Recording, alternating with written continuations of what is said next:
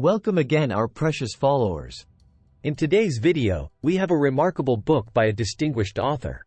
Ozan Varol, a former member of the 2003 Mars Exploration Rovers team, has written, Think Like a Rocket Scientist, to help non-scientists achieve their full potential. His award-winning articles are taught in colleges and graduate schools, and his work has been widely featured in both US and international media. We'll delve into this book, Think Like a Rocket Scientist, which unveils the strategies that rocket scientists use to innovate, solve problems, and make the unimaginable possible. By learning the techniques scientists use daily, you'll gain powerful tools to help you achieve your professional and personal goals. Have you lowered your expectations of what you can achieve? Or worse, have you accepted mediocrity? Maybe you're frustrated because you can't find a solution to elevate your business to the next level. Or perhaps you've convinced yourself that your aspiration is merely a pipe dream. And why wouldn't you? Isn't success only for the elite geniuses of the world, or those with enough money to pursue their passions? The truth is, everyone can achieve a breakthrough, whether it's coming up with a brilliant new product idea, earning a promotion, or learning a new skill. What separates those who make this happen from those who don't isn't necessarily intelligence or money, but mindset. Once you change your approach to problems and challenges, you can make significant advances in all areas of your life. And to make that change, you need to learn how to think like a rocket scientist. 1. Changing your attitude towards uncertainty opens you up to discovery. The engineers and scientists at NASA's Jet Propulsion Laboratory have an unusual tradition. During critical moments in every space mission, they eat peanuts. This practice began when a Ranger spacecraft successfully launched after a series of failures. An engineer had brought a bag of peanuts into mission control that day. Since then, peanuts are consumed at every launch to ward off bad luck. This illustrates that even the most scientific minds fear uncertainty. That's why we engage in peculiar rituals, like eating peanuts or wearing our lucky jeans, to regain a sense of control. It's a natural response. Fear of the unknown kept our ancestors safe from saber-toothed tigers. However, when we avoid uncertainty altogether, we shut ourselves off from new possibilities. The key message here is, changing your attitude towards uncertainty opens you up to discovery. Scientists don't view uncertainty as something to fear. When confronted with a dark, shadowy room, they don't turn away like most of us. They explore it until they find a light switch. Once the light is on, they can assess what they've discovered. There might be something intriguing in the room, or perhaps another door leading to more mysteries. Uncertainty doesn't cause scientists to panic. It energizes them. Instead of worrying about potential dangers lurking in the shadows, they focus on the incredible discoveries awaiting them. There are practical steps you can take to embrace the unknown rather than letting it inhibit you. Start by asking yourself what the worst possible outcome could be. Then, consider how likely that outcome is to occur. Writing down these thoughts puts them in perspective, as worst-case scenarios rarely happen. More often than not, you'll realize that the things you value most will remain intact, even if the worst scenario unfolds. Recognizing this disarms your fears about venturing into new territory. Once you've faced your fears, you'll be free to embark on your journey and see what you can achieve. 2. The best way to innovate is to stop conforming. Tech entrepreneur Elon Musk had a $20 million problem. He wanted to launch a space company to pursue his dream of settling Mars, but he couldn't afford a single rocket. Aerospace companies building rockets outsourced work to subcontractors, who further outsourced tasks. These layers of subcontracting added substantial margins, making rockets unaffordable. Musk was about to give up when he had a revelation. He asked himself what you needed to go to space. The answer was a rocket. And what makes a rocket? Raw materials. After crunching the numbers, Musk found that those materials cost just 2% of the average price of a rocket. By doing the bulk of manufacturing in-house, he'd have more control over quality and budget. By striking out on his own, Musk could start working towards his dream. The key message here is, the best way to innovate is to stop conforming. Life is filled with routines and rituals that we follow without question. We get up at the same time, take the same route to work, and eat the same thing for lunch each day. This serves a purpose. We don't have the time or headspace to analyze every decision. But when we blindly follow outdated routines, we prioritize process over outcome. Instead of questioning if there's a better way to do something, we get trapped in habits that hinder original ideas. You can break free of constraining routines by embracing your inner rocket scientist. Rocket scientists use first principles thinking, which asks you to systematically question every aspect of a situation until you reach an indisputable truth, like needing raw materials to build a rocket. During this exercise, let go of all assumptions about what's been done in the past. This will move you beyond established boundaries, such as believing only government-funded space agencies can afford rockets, into innovative thinking. To identify which processes to challenge with first principles thinking, reflect on why you do things the way you do. When justifying your response, make sure your explanation relates to your current circumstances, not the past. Like Musk, you may find that forging your own path allows you to achieve your ambitious goals. 3. Productivity is the enemy of original thought. When he was 16, Albert Einstein pondered what would happen if he could observe light by running as fast as it. He knew this was beyond his physical capabilities. However, this imaginative scenario laid the foundations for what later became the special theory of relativity. Nikola Tesla also used his imagination as his laboratory. He spent hours mentally planning his inventions before sketching them. His mind was the first testing ground for his alternating current system, which we benefit from today. Neither he nor Einstein would have achieved their groundbreaking discoveries if their lives had been filled with busyness. The key message here is, productivity is the enemy of original thought. Creativity requires time and space. This is why many modern workplaces are uncreative. Most of us are trapped in a cycle of self-perpetuating work. Every email we send results in another email, which we feel compelled to answer immediately. We're under so much pressure to deliver results that there's little room for curiosity and exploration. Before long, we forget that we were once children who loved discovery and constantly asked questions about the world. However, that childlike sense of wonder and openness is crucial for finding innovative solutions. Fortunately, it's not hard to reconnect with your inner 7-year-old. All you need is to conduct a thought experiment. Thought experiments allow us to consider a specific question in a parallel world where reality operates differently. This frees you from limitations like skills, access to resources, or even physical reality, as in Einstein's case. The goal isn't necessarily to find the correct answer but to gain insights by breaking out of stale thinking patterns. Incorporating unoccupied time into your schedule encourages thought experiments.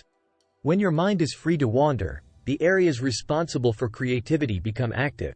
This is why many authors, like J.K. Rowling, advocate for boredom. In 1990, before smartphones existed, Rowling's train from Manchester to London was delayed by 4 hours. The story of Harry Potter came to her mind while she was stuck at the station with nothing to do. Imagine what your mind might create if you allowed it time to drift. 4. Your mind is the biggest obstacle between you and your goal. You're probably familiar with the story of Icarus, who tried to escape imprisonment on Crete using wings made of wax. Despite his father's warnings, Icarus flew too high. The sun melted his wings, and Icarus plunged to his death.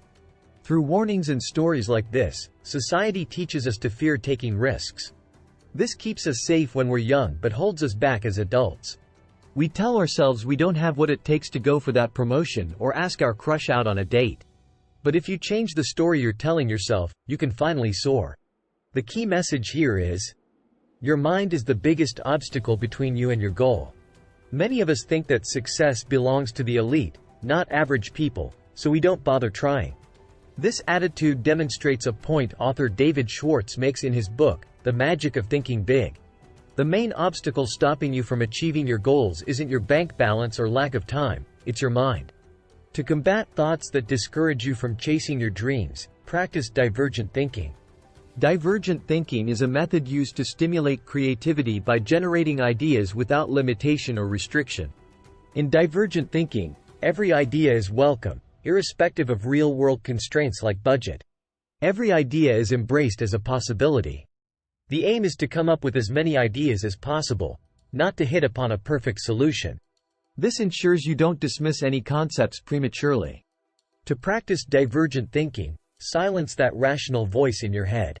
That way, your mind is free to enter the realm of creativity and innovation. Here, you can explore what you could do, rather than what you think you should do. Once you've finished generating possibilities, you can welcome back your rational self to evaluate your ideas. If your mind falls back on old or pedestrian ideas, push it outside the box. Ask yourself what solution you'd reach in a science fiction world. This isn't as absurd as you might think.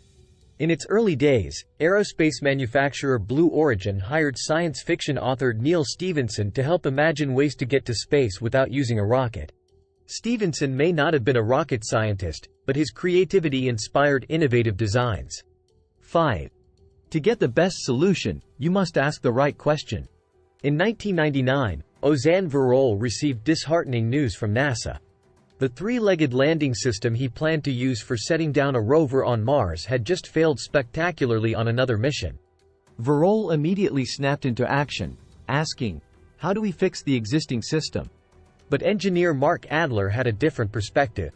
He asked, "How do we defy gravity so that the rover reaches Mars safely?" To answer this, Adler abandoned the three-legged system entirely and designed a system of enormous airbags that would inflate around the rover, allowing it to bounce several times before coming to a stop on the Martian surface. Ultimately, Adler's design safely delivered 2 rovers to Mars. The key message here is, to get the best solution, you must ask the right question. When solving problems, many of us act like Varol, fixated on delivering an answer without fully considering the question. Once emotionally invested in a particular solution, we stubbornly defend it, neglecting to consider if there might be a better approach. By changing the question we're asking, like Adler did, we can often come up with a revolutionary answer. So how do you ask better questions? First, learn to differentiate between a strategy and a tactic. A strategy is the plan to achieve a particular outcome, like landing a rover on Mars. Tactics, on the other hand, are actions that implement that strategy. One tactic is using a three-legged landing system. Another is surrounding the rover with airbags. It's easy to confuse tactics with strategies, as Varol did. If you're struggling to identify your strategy, step back and ask yourself what problem you're trying to solve. Are you trying to fix a broken landing system, or trying to explore the red planet? By focusing on the bigger picture, you'll identify the right question to ask. Then, you can start generating ideas, tactics, as potential solutions to that question. Only at the end should you assess your ideas for quality. 6. To arrive at the truth, you must actively overcome your blind spots. What aren't we seeing? If NASA's Mars Climate Orbiter navigators had asked this question in 1999, they might have avoided a $193 million mistake. 2 months before the orbiter's scheduled arrival, data projected it would orbit Mars 100 kilometers lower than it should, guaranteeing failure. The orbiter would either burn up or bounce off Mars's atmosphere into space. However, the navigators attributed the data discrepancy to a navigation system error. They were mistaken. On its arrival date, the orbiter passed behind Mars as planned but was never heard from again. An investigation later revealed the true error. The system was designed by Lockheed Martin, which uses the inch-pound system, while the navigators used metric measurements. All their calculations were off by a factor of 4. If they had questioned the data instead of dismissing it, they might have averted the costly disaster. The key message here is, to arrive at the truth, you must actively overcome your blind spots.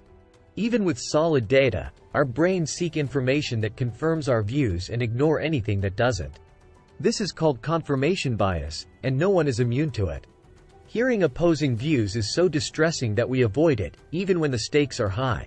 So how can you overcome your tendency to see only what you want to see? First, avoid becoming overly attached to your opinions. Treat each opinion as a working hypothesis. This reframes your belief into a theory that can be proven, disproven, or even abandoned, helping you stay objective. Better yet, generate multiple differing hypotheses so you don't get stuck on one conclusion. Proposing conflicting hypotheses is an excellent way to help eliminate your blind spots. Create these hypotheses by asking yourself what's missing. If the navigators had done this, they might have discovered the issue with the measurement units, potentially saving the mission. Finally, work to disprove your hypotheses rather than prove them. Present your opinions to yourself as if they belong to someone else. Find every hole in each argument and pick it apart. Remember, each hypothesis you disprove brings you one step closer to the truth. 7. The best way to ensure success is to test rigorously. Astronauts invest years of training before venturing into space.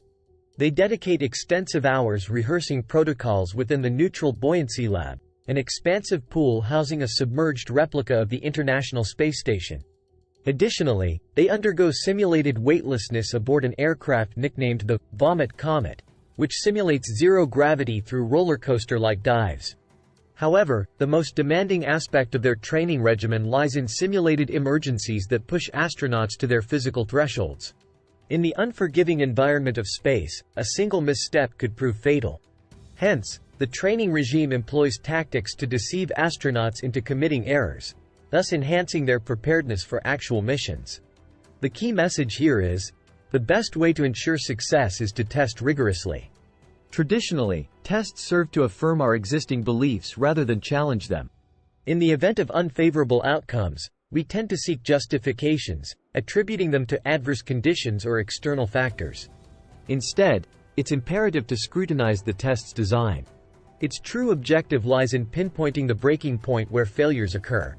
Many of us fail to rehearse in conditions akin to those of the impending test. Consequently, we may only identify the breaking point when it's too late. For instance, we rehearse significant speeches within the comfort of our homes, not within expansive venues under harsh lighting. Similarly, we conduct mock job interviews with amiable acquaintances, clad in casual attire rather than professional attire. Such practices increase the likelihood of faltering during crucial moments. Unless embarking on a space voyage, one can replicate upcoming challenges in a safe training environment. Comedian Jerry Seinfeld exemplifies this by testing his material in intimate comedy clubs. Based on audience feedback, he refines or discards material, thereby bolstering his readiness for significant performances. During testing, it's essential to subject each component to individual trials before assessing the entire system. Neglecting this step risks assuming functionality based solely on isolated successes. Indeed, a medication may demonstrate efficacy in isolation but could prove lethal when combined with another drug. Thorough testing, coupled with pushing oneself or one's product to its limits, fosters confidence in handling unforeseen circumstances. 8. We must carefully study our failures, even in the midst of success. When you're aiming high, you're bound to stumble along the way. Trying to come up with new ideas means you'll have lots of them, but not all will be winners. Yet, even the ones that don't work out help you get closer to finding the right solution. Take James Dyson, for example.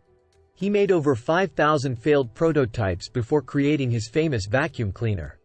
By studying what went wrong each time, he finally got it right. But it's not just about looking at what went wrong. We also need to be cautious about what seems to be going right. Sometimes, our past successes can lead us into big trouble. Think about the Challenger space mission in 1986. Engineers had been worried about certain parts of the spaceship for a while, but because they'd gotten away with it before, they didn't take those concerns seriously. Then, on launch day, disaster struck. The spaceship broke apart, killing everyone on board. Investigations showed that the very parts engineers had been worried about were to blame. The problem was, because they'd worked before, nobody thought they were a big deal. Feeling too confident because things went well in the past can make us blind to problems. Just because we've succeeded before doesn't mean we haven't made mistakes. Those mistakes might not have hurt us before, but they could cause big trouble later on. Even when things seem to be going great, it's important to learn from our mistakes. Otherwise, we're missing out on valuable lessons. Success isn't the end of the road. It's just one step in a journey where we keep discovering new things. Final summary. Thinking like a rocket scientist involves embracing uncertainty as a pathway to continual discovery and innovation. By challenging existing beliefs and processes, individuals can uncover original ideas and achieve groundbreaking progress. Reconnecting with childlike curiosity and openness enables individuals to accelerate towards their goals and lead extraordinary lives. Actionable advice. Take your question for a walk. Next time when faced with a difficult problem, take a break and go for a walk. Walking relaxes the mind and allows the subconscious to work, leading to innovative breakthroughs. Historical figures like Darwin, Tesla, and Heisenberg found inspiration while walking. highlighting its effectiveness in generating original solutions. So, the next time you need to think creatively, follow their example and take a leisurely stroll. We hope you have enjoyed the video. Your support means the world to us. Please like the video, leave a comment, and don't forget to share it with your friends.